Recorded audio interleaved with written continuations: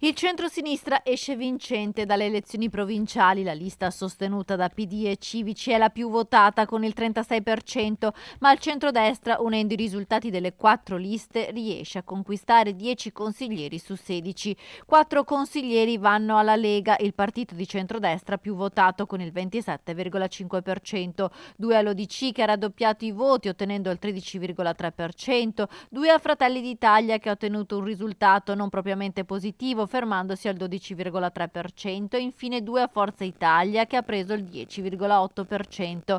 6 consiglieri invece vanno al centro-sinistra. Ora il presidente Sergio Giordani, che non è stato sottoposto a giudizio del voto perché la sua carica dura 4 anni, dovrà ricostruire gli equilibri politici ridistribuendo le deleghe e soprattutto la carica di vicepresidente. Il consigliere più votato è stato il leghista Daniele Canella, sindaco di San Giorgio delle Pertiche. Canella ha ottenuto 9.200 preferenze.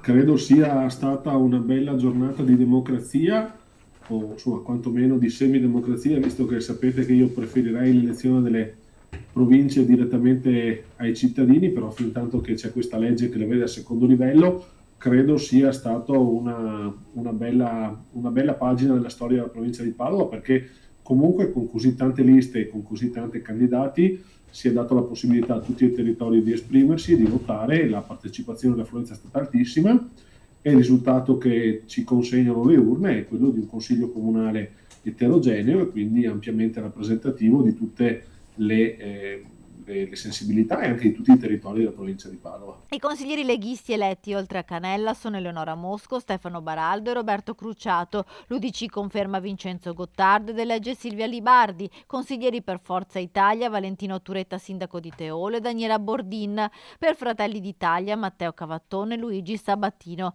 Il secondo più votato in termini di preferenze è stato il Dem Alessandro Luigi Bisato, che ha raccolto oltre 8.000 preferenze. Nel centro-sinistra eletti anche Massimo Momolo, sindaco di Battaglia Terme, Stefano Agugiari Stoppa, Paola Martini in quota Partito Democratico, Emanuela Gastaldello, Veneto che vogliamo, e Carlo Pasqualetto di Azione.